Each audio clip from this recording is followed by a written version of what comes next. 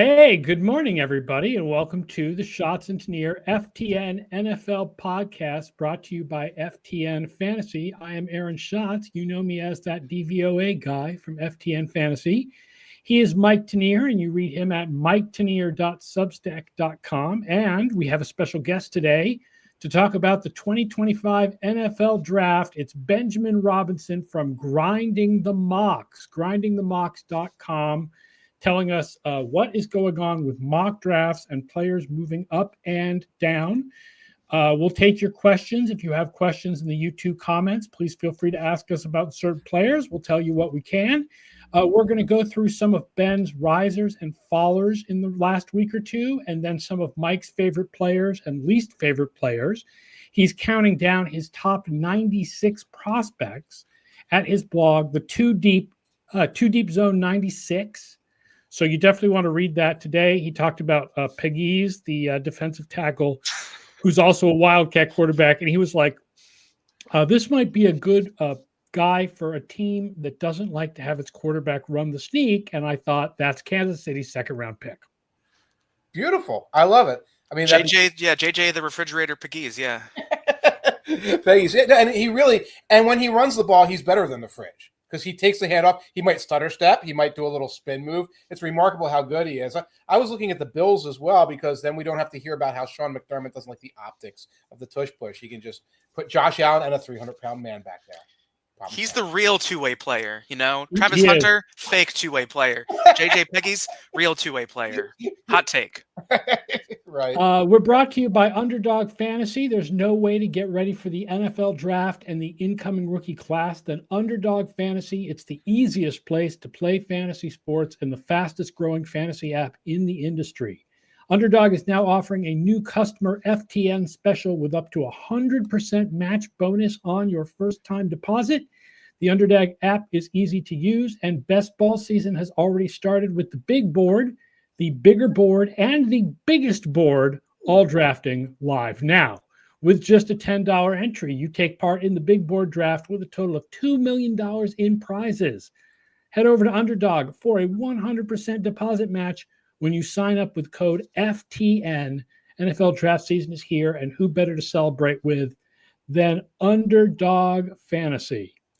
So we're going to start by going through Ben's players who have been rising, and I asked him to not only do top guys, but also a couple of second-day guys who have been rising over the last week or two. So let's count with your top guys who have been rising over the last couple of weeks on mock draft boards. Ben, go ahead and start.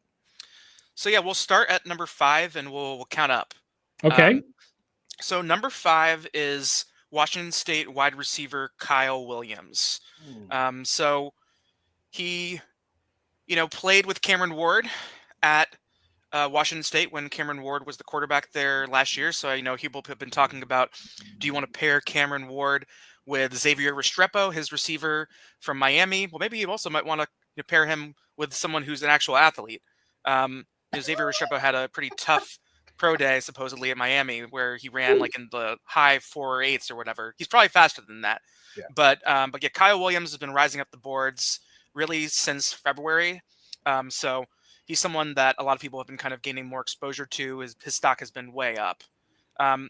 Following him is Oklahoma safety Billy Bowman, who, they're both of these guys last week were not in my top 100 and now are solidly, Bowman less so than Williams in the top 100.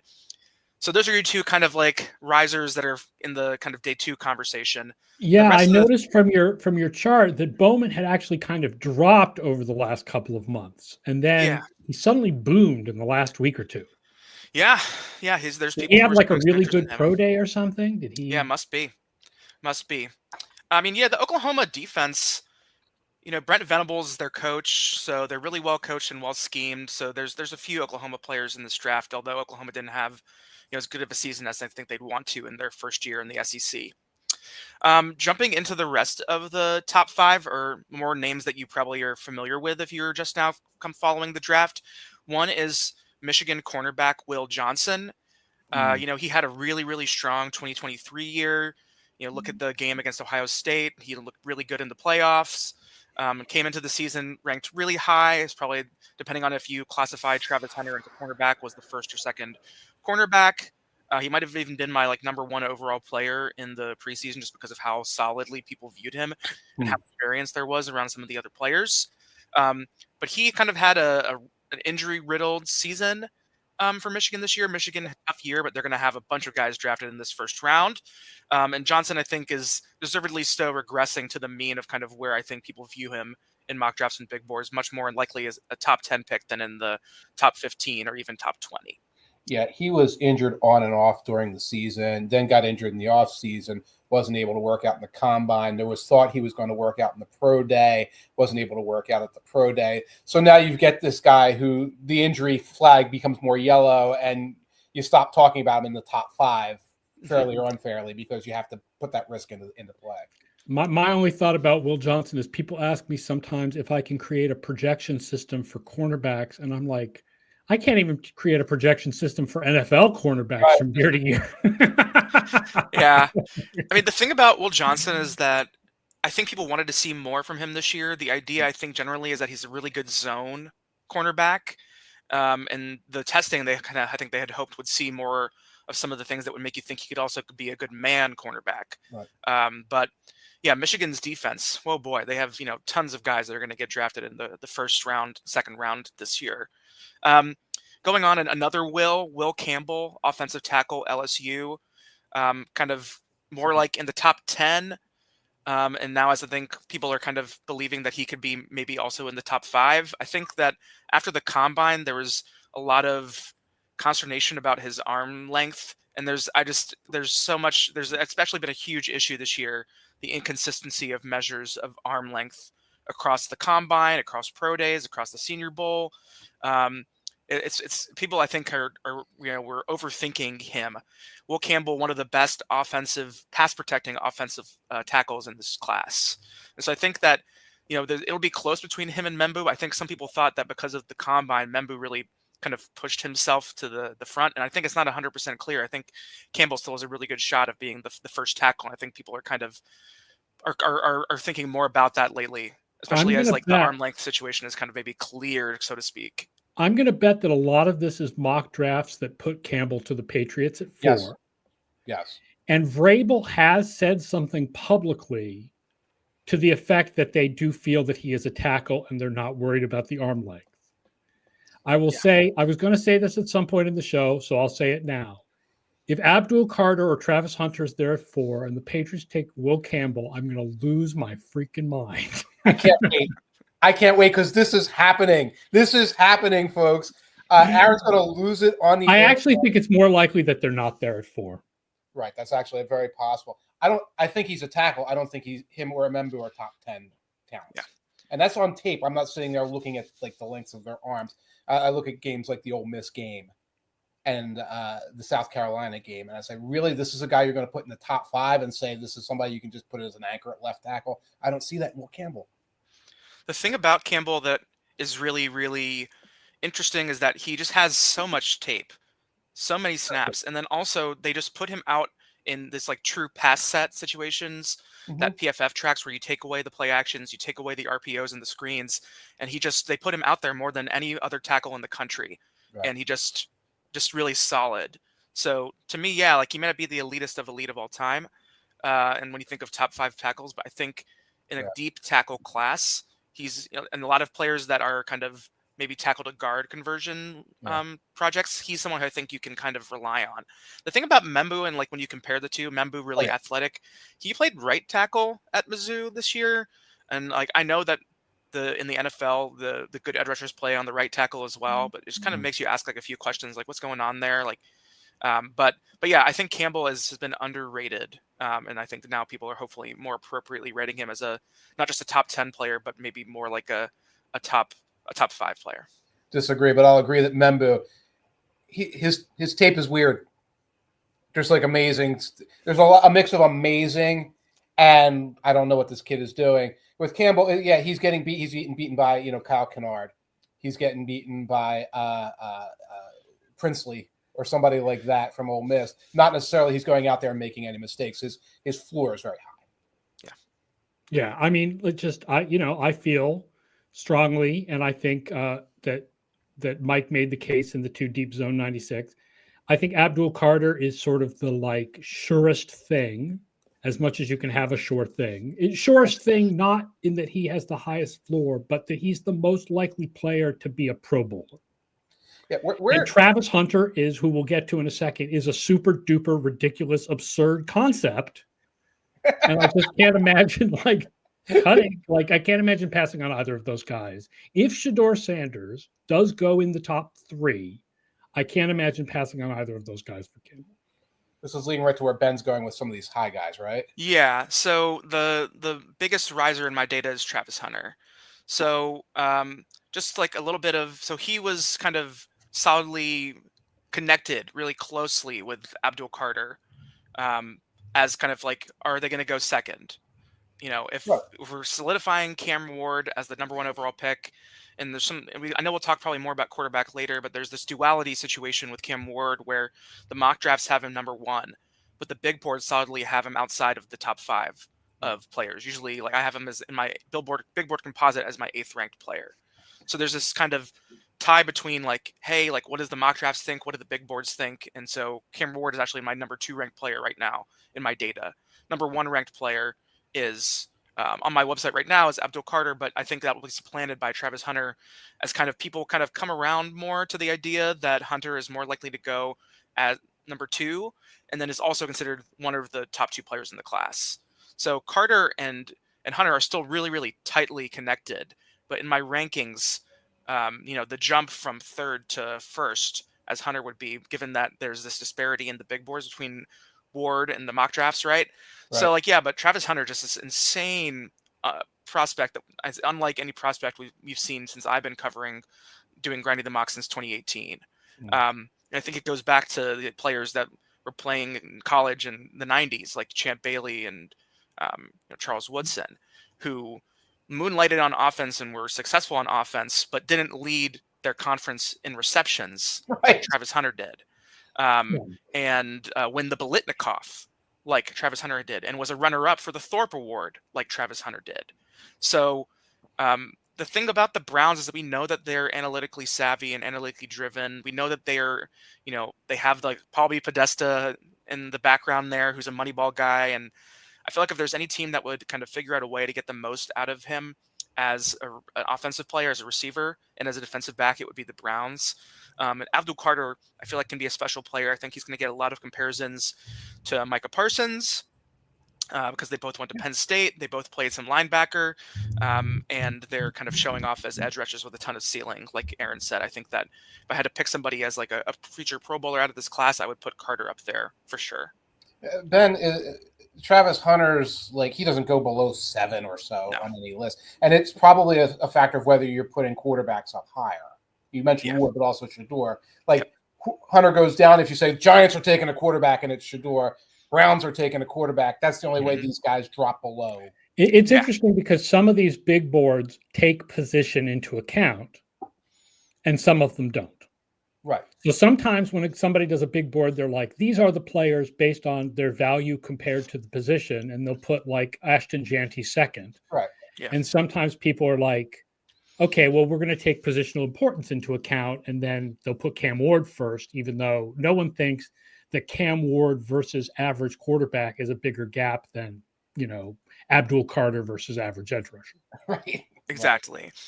Yeah. And so that's kind of there's definitely the Abdul Carters of the world and the Travis Hunters are the most sure things in this draft in terms of where I think they're going to go. But I think for Hunter, it seems like the ceiling, both of them the ceiling is at 2. The floor for both of them seems like you're right. Like it should be at 4. And I think if the Patriots, it depends how quarterback needy you think the Giants are. Could be at 5. Could be at 5. But I doubt it. Giants are at 3. Yeah. Any dumb thing is on the board. They could take Ashton Janty and Saquon 2.0. So I don't think that's happening. I don't think so either, but I mean, but I think the Giants. I think there's some people who say, hey, like they're very quarterback needy. But are they that quarterback needy? Is Shador Sanders like? I haven't seen too many signs. I think lately. So Shador is one of my top fallers. outside Right. of Abdul Carter, who, I had mentioned was like kind of second or first ranked, and now he's third, and that's considered a huge drop in my rankings relative to draft position. But if you want to get into the fallers, Shadur Sanders is my biggest faller. Last week was ranked 8th. This week he's ranked 11th. So I Interesting. think that there are people who are kind of saying, hey, like this number 3 overall pick thing is not certain. And yeah, so in the quarterback tiers that I have in my big boards, yeah, like Shador shows up in a tier below Cam Ward. And so the question is like, I think positional value is important enough that, yeah, I would take Sanders. But I think the other thing is that in free agency, they double dipped on veteran quarterback. And so I think they don't need to force that's what they did to not force them to have to take a quarterback first at the top of the first round when they don't think it's value. Instead, you let I think Travis Hunter would be another awesome fit in their offense. And I think Abdul Carter would be great too. So Yeah, you never have Carter's enough an edge interesting rushers, you for never have them. enough weapons. And so, yeah, I think that's what they've done is they've insulated themselves with this double QB, Russell Wilson, and then, coming around again with Jameis. So you have like high floor. But yeah, like that's what they've done. That's where they are. That's where they want to be next year. They want to be above average. The thing about Carter is that they already have Brian Burns and Kayvon Thibodeau. Yes. So you could, Yeah. I mean, you just rotation. You trade Tibbs. You trade Tibbs. Yeah, you trade Tibbs probably. I mean, I'd take Hunter at that point, but that's all interesting. But once you don't mock Shador to the Browns or the Giants, then there's this run of teams like the Patriots where it's like you start pulling them down. I guess you go down 6 Raiders are there, but you have these teams where it's not obvious need, and that's where if you're building a mock and you start saying, well, he could slide to the Saints, he could slide to whoever. Steelers, yeah. Steelers, obviously, yeah. Or the Browns trading up again or something. Mm-hmm. But yeah, so the range of outcomes I think for Shador is people are kind of considering more that the Giants don't go quarterback that high, which I think makes a lot of sense. But yeah, I mean, I've seen, the Giants pass on the quarterback in the first round, and then Jalen Milroe comes around to them at the top of the second round, which I think would be excellent too. But yeah, I mean, I think the range of scenarios at number 3 for the Giants is there's much more of like that kind of thinking going on right now as people kind of do a little bit more of a deep dive. And are there going to be 3 quarterbacks that go in the first round? I'm starting to think. I mean, my numbers are going to say yes, but it's one of those things where like my heart is telling me no, my head is telling me yes. It's kind of the opposite of what I would think about otherwise. Where's Jackson Dart showing up? I saw him in second round on your thing. Yeah, he's in the second round right now in my numbers. Yeah, there's been a lot of talk about him. I think he's definitely a prototypical type of quarterback. People think of him as like he has a good arm. He's accurate. When you look deeper into his numbers, so there's an analyst named Corey Kinnan, and he does this weighted on target percentage for quarterbacks where he looks at every single throw and charts it. And it seems like Dart really feasted on the like very bottom of the barrel of the competition in his schedule. Yeah. And when you look at the SEC portion of the schedule, it just really performance just dropped off so much. Yep. And so there's a lot of questions there I think about his profile. I think I don't think he's been hyped up a ton, but I'd like to think that's kind of hopefully like kind of run its course. There were some times where people were talking about him. Jordan Schultz was saying like, oh, he could be a top 5 pick. I'm like, no, please don't say that. He's not even in like the first round. He's like maybe first round if you want to force a quarterback to Pittsburgh, or if you want to force a quarterback to the LA Rams. So I'm going to write about Dart next week. Well, I've written about him. I'm going to publish it. The borderline game is the Arkansas game. Arkansas SEC opponent, mid-range opponent. He crushed them. You either look at that and say, well, that just proves he's an NFL quarterback, or you say, that's an aberration. Let's look at LSU and Georgia again. And if you look at LSU, Georgia, a couple of the other ones, and they're like, oh my God, why are we talking about this young man? It's very much a very polarizing guy. So it's encouraging that that's what some of the statistical analysis is demonstrating. Yeah, so he's trending down while like Jalen Milroe is trending up. Yeah. Jalen Milroe ran some really insane times, but it's one of those things where we knew he was really athletic. The thing about him too is that he had some really up and down inconsistent play as well. Yes. You look at the Georgia game again that Alabama had where he just was throwing the ball over the field and the athleticism was there. LSU too, really good games, and then you look at the game against Oklahoma in the game against Michigan to close the season, and you're wondering, is this the same guy? He had like 2 or 3 fumbles against Michigan and Oklahoma. Like they really, really gave him fits, and that pushed Alabama out of contention for the college football playoff. Ugly Senior Bowl too. Ugly Senior Bowl week. And ugly Senior Bowl. Ugly Senior Bowl week. Yeah. Down there with Jaron Hall. Down there with like Kellen Moore in terms of Senior Bowl weeks that I watched. So. But I think as people are returning to the tape, they see a lot of what made them excited about him coming into the draft process, which is this really high-end athleticism, which we know in the modern NFL gives you a much higher floor, and then the ceiling with, hey, like there's this arm there, and we saw some things. Yeah. And if he goes later in, like he got invited to the draft this week, so there's a lot of talk about, is there a secret team that will draft him in the first round? Don't think it's necessarily the case that it's a lock. There have been players who were invited to the draft who were drafted very, very late on day 1 or early on day 2. But yeah, I think there's a lot of excitement about his athleticism and some of what he can offer. But if he does go to a team later on in the draft where he can sit behind someone and develop some more, kind of like Lamar did in his early years in Baltimore before he was forced into the role with Flacco, then I think there's an opportunity for him to grow in the right staff. Or real Jalen Hurts. Yeah. Chance to wait for a year. Yeah. Who else do you have as fallers besides Abdul Carter and Shedeur Sanders? So going down the list, I mentioned Jahdae. Well, so the winner of the Thorpe Award this past year was Texas cornerback Jahdae Barron. And so, he's a really good player. I think that as people are bringing Johnson up, they're pushing Barron down a little bit. I think there's a bit of a gap between the two of them. And so Barron was kind of going up as Johnson was going down, and now there's kind of like this, push and pull sort of aspect to it. I still expect Barron to be a top of the first round type of player. So it's not a huge drop. He goes from being like 13th ranked last week to 17th today. So it's still kind of in that spot, but it's all relative to draft position. Like if you're expected to go 13th and you go 17th, that's a big deal in my data. Going down the list, there's 2 to kind of top it off that are more day 2 guys. So one is Iowa State cornerback Darian Porter. Really athletic. Iowa State, a lot of really exciting players in this draft. The 2 receivers, Jaden Higgins and Jalen Noel, Darian Porter. And then you can even add in one of their offensive linemen who I think will go on day 3, who was a Harvard guy, Harvard transfer. But yeah, so to me, Darian Porter, really, really exciting player. I think he's basically borderline second round, third round right now in my data. And it's kind of just where he's been like going back and forth between. Let me just throw, I got some notes up here on Porter that will be on my site later next week, I think. These numbers don't add up. A 6'3" cornerback, ran a 4.3 second 40, was a track star in Iowa high schools, allowed a 26.7 completion rate, 26.7% completion rate to his targets in 2024, but he spent 6 years, 5 years on the bench. He's a converted receiver, and he was only a 1-year starter.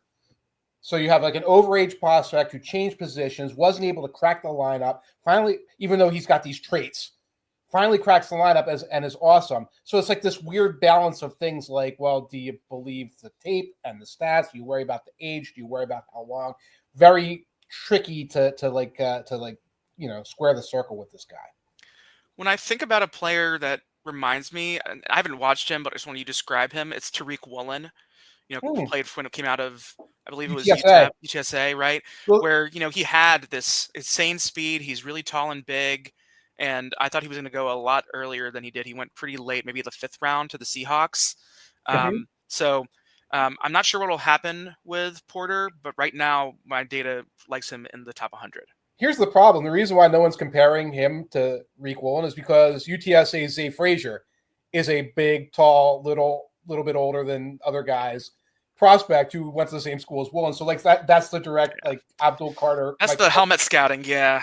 It's helmet scouting, but also these teams do bring in similar athletes and put them in similar roles. So it's not. Yeah. Frazier is also borderline top 100 for me too. So a big riser, had a really good season. And then the other. And then the last one is Georgia center Jared Wilson. Okay. So Georgia's interior offensive line seems to have been quite good. You're going to see Jared Wilson drafted probably around the top 100. You're going to see their guard Tate Ratledge drafted in and around the top 100. They had a guy Fairchild who also I think will get drafted on day 3. They had some tackles that were pretty disappointing. And I think Wilson was pretty athletic. He ran really well at the combine. Yeah. And so he was 70th last week in my data, 86th today. So I still think he's a top 100, but right now he's kind of, a little yo-yoing. Yeah. But yeah, the Georgia offense is really, really weird to watch. Carson Beck was their quarterback, really, really well regarded coming into the season. And just there was really nothing there that you saw that you really liked relative to what he did the year before that made him so, well respected as a prospect. Yeah. But then you look at their offensive weapons, and it might have been Trevor Etienne who was their best offensive weapon, really. Their best receiver was Arian Smith, who's really fast, but he's not. He's a day 3 candidate, and basically kind of makes you even more wowed by what Brock Bowers was doing over there. By his absence was really missed, and the replacements for Bowers at Georgia were not good either. Yeah, if the interior offensive line was the strength of the team, then it makes sense that Trevor Etienne was also maybe their best player on offense. Yeah, and you saw that when you watched Georgia games. They lost rock fights because their defense was still high, but it's a down year on offense. And this center, he's a 1-year starter. So, there's still an emerging talent there, and that might be why he was overlooked until the combine comes and people see these results and take a longer look at him. So I also asked Mike to put together a list of a couple of players that the 2 Deep Zone 96 likes more and less than conventional wisdom, and I looked them up also on Grinding the Mocks. So, Mike, why don't you count down, first of all, the guys you like more than the conventional wisdom? Well, one is the big one, Derek Harmon, who I have higher than everybody else, and I get it, because I don't see that much separation between him, Mason Graham, and Walter Nolan of Ole Miss. Then I looked at Grind the Mocks, and I saw that Walter Nolan is also pretty low, who I consider a top 10 guy, and Harmon a top 10 guy. Both of them are at the bottom of the first round of Grinding the Mocks. Yeah, so Derek Harmon, transfer from Michigan State to Oregon, one of the biggest risers coming out of the season, from where he started at the beginning of the season, really unknown, to a day 1 kind of player. So really, really a great season for Derek Harmon at Oregon. Yeah.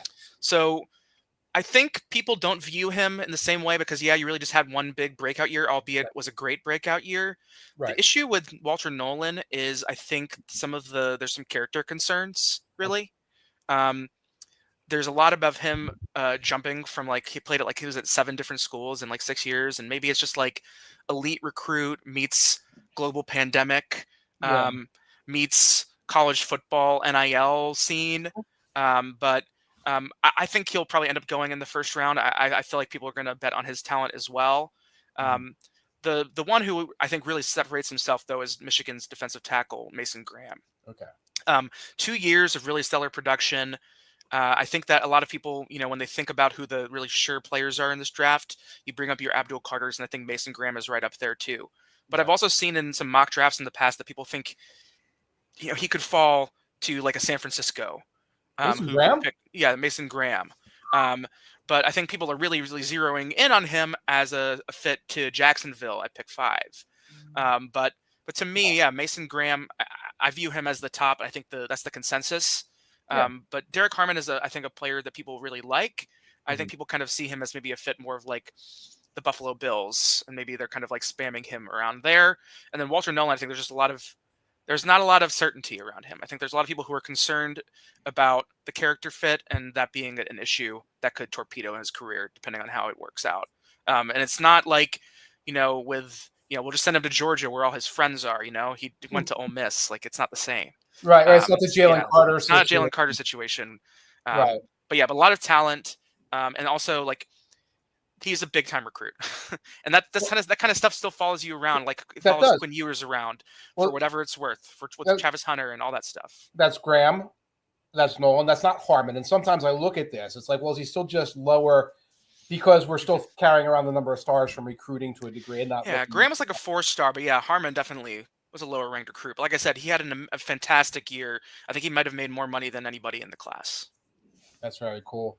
That's very cool. Now, the next guys are more like binkies. I was looking more like binkies, and one of them, Buffalo linebacker Sean Dolak, didn't get to the combine, led the nation in tackles at Buffalo. So we're talking about a MAC school, a mid-major, but not like, East Nowhere State, et cetera, et cetera. Loaded up the film, and this is a guy who stood out every stage along the way in terms of the film against decent competition, able to rush the passer, good soft skills, could read and react very well, played coverage really well. And I have him as a mid-third round pick, somewhere in that range. And I don't know where other people have him. I couldn't find him on Grinding the Mocks. Is he undersized, by the way? He's normal size. Oh, okay, because I have a soft spot for undersized late round linebackers. I think he is a little smaller, yeah. Yeah, so when I hear like led the country in tackles, I hear combine snub, I hear like a lot of that stuff. I think that reads day 3 linebacker. So the Grinding the Mocks page only shows the top 50 players, just the players who are likely to be drafted in the first round and some extras. And so Dolak would definitely not be in there, but I think he would be a massive outlier in terms of ranking him as a top 100 player. Okay, I think he's going to go in the top 100, and I think I don't have his measurable. I'd take a bet on that. Next year in Indianapolis, you can buy me a beer. All right, you want to do that? Sure. Top 100. Top 100. Yeah. Sean Dolak goes in the top 100. Somebody's going to grab him as a supplemental. Actually, I'm going to get screwed. He's going to be 101 at the end of the third round. But 102. 102 is the end of the third round. Can I get 102? Round, so, Can I get 102? Sure. Yeah. Like I said, I think he's going day 3, so it's, I don't mind taking that at whatever the odds are. First the odds of a beer. And I'll pick up your tab for you because I know. Oh boy. Because I know you don't drink much. I'm trying to sound generous here. The other one, and this is a binky guy on my behalf. It's South Carolina defensive tackle Deon Walker, who is at Kentucky. Thank you. Sorry about that. Yes, I had Kyle Kennard on the brain. Kentucky defensive tackle Deon Walker, planet-sized guy who blew it up the Senior Bowl week. Absolutely blew it up. Then I watched the tape, and there are flashes of exceptionality, but we're talking about a 6'7" guy who weighs 8 million pounds, and he had leverage issues. Where there are games where it's just like, and I think there are games where he's getting fatigued, and when he's getting fatigued, and what happens with these big, tall guys, they start popping right up because they're tired and just get pushed back. But I see the dominant moments, I see the athletic profile, and I look at this and say, this is another top 100 pick that you're going to put out there. Deep defensive tackle class, I realize that. But all he's got to do is correct a correctable flaw, a reasonably correctable flaw, and he's a guy who could really do something as a starter in the NFL. So yeah, Deon Walker is probably, if Derek Harmon made the most money in this draft, I think Deon Walker might have lost the most. So coming into the season, he was a top 10 expected draft position player. Just like people really loved what he had done at Kentucky. And now I have him barely in the top 100 and trending down. Yeah. So you got to ask, what happened there? And so according to reports, he played through injury. Okay. And that might have been a contributor to his poor play. The other thing is that, you might ding him for combine, but if you're going to play him as like a nose tackle, basically, all those guys' athleticisms are going to stink. Right. But yeah, to me, I think people thought there was more there, specifically around the pass rush. Right. That didn't show, but I was just kind of wondering, like, hey man, he's just going down and down and down all season long. And so a lot of the times when in my data you see players are falling, people are still anchored quite a bit. There's a little bit of anchoring bias to what they thought about him coming into the season, or what his kind of prior was, what we like to say in the data. And some people have trouble getting off that. But yeah, he's been going down and down and down all season long. There was talk not just injury, but he was sort of quitting on the team. That was one of the things that was bandied about. I think the whole thing was that he said he didn't quit on the team, and that's why he played hurt and got more hurt. So I think he's trying to combat that narrative. But yeah, either way, it sucks to see a guy who supposedly tried to play through the pain and might end up getting dinged for it in the league. But the league cares more about your potential, so that's what they see. Right. And again, he had a phenomenal Senior Bowl week, and that's something that really turned me on to him. I got to go to followers, right? Yes, players that you are lower on than the conventional wisdom. Let's start with Tatoria McMillan, the big old wide receiver. I see him going top 10, etc. He's got the height, he's got the reach, etc. My note on him is slow feet don't eat. He's not DK Metcalf. I see too often these big vertical guys unable to get separation at the NFL level and turn into guys that just sort of become vaporware. And I'm worried that that's what he might be. We're going to do Saxier and Playmaker and all the projection systems in a show next week. But I will say, when I did a projection, the Playmaker projections, and you compare the variables for him to guys from the past, he compared to Julio Jones and N'Keal Harry. I was going to say, how does he compare to Hakeem Butler? So N'Keal Harry, like I am so scared that he is N'Keal Harry. Or legend. That's me. I see N'Keal Harry. I guess I see N'Keal Harry. The comparison that people are making to Tet McMillan is Drake London, which I think is lazy. We never got Drake London 40-yard dash numbers, and the reporting about Tet McMillan's 40-yard dash numbers is just comical. But I think he could have a successful career. I think he probably ran in the 4.5s, which is fine for a player of his size. I think his main quality is that people say that he can jump. Yeah. And that, like you said, is N'Keal. Yeah. So, I mean, we'll see. But yeah, I think he's definitely my number one wide receiver. So, but I have him. He's been falling quite a bit. He's ranked like 12th in my data right now. He can jump. When he has a soft cushion and he's running vertically, he lowers his head and chug. And I hate seeing that. That might be what I see that and I'm like, this guy is like gassing it, like me trying to cross the freeway or something like that. And if you're like a speed receiver in the NFL, you should be confidently out there with good form, with your eyes forward, etc. And that's probably what's like tilting me. There's too much of that on his film. I have Jackson Dart, and my only note on him is ick, which I think we talked about him a moment ago. I don't know if you have anything else to say about him. Yeah, not really. No, I mean, like Yeah. I feel like there's just I feel like he's being forced on people. Yes. And so to me it kind of doesn't feel like it didn't happen like very naturally, this like ascent. And so I have a lot of questions about that kind of stuff when it happens like that. And like I said, it feels like he's the kind of quarterback that people are supposed to like. But when you kind of pull away, it just I don't know what's there. Yeah, I'm with you. And again, like I when I'm down at the Senior Bowl and I see both the Giants and the Browns press pools huddle the guy, and they start asking questions about the Manning Academy and things like that. And I start hearing storyline build around the one guy to talk about here. And I realize, is this what this is going to be? And that's what I work. Ben, if you and I are agreeing on something, it's usually a bad sign for the kid. I have a bias against people who spell Jackson with an X. Who else? It's XS. JAXS. Still have a bias. Who else? Not Jackson Smith. Smith-Njigba. You have a bias against him? Just because of his name. Just done with it. Done with it. No X's in Jackson. It's 1990s comic book. And my last guy here is Siobhan Revel of East Carolina. This draft is full of, and we talked about a couple of them earlier with Zay Frazier and all. 6'2", 6'3", incredibly fast. Didn't start that much in college, or in this case, a small program guy. ACL tear that kind of like limits him. And one of my issues with him, because again, we can all look at the traits, and I looked at some of the film. It's great against mid-major schools. The number of times he got targeted against Appalachian State, against Tulsa, against these other programs.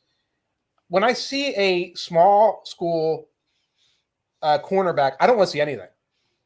I want to see the rolling to the other side of the field and throwing to the other side of the field. And this is a young man who got challenged significantly over and over again. So do I think he's undraftable? No, but I'm seeing him in the first round.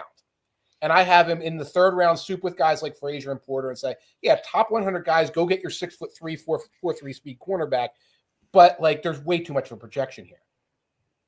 So yeah, Revel is a real rags to riches story. Mm-hmm. And he had really high expectations coming into the season. And so to see him tear his ACL really stinks, because I think we could have seen more out of him.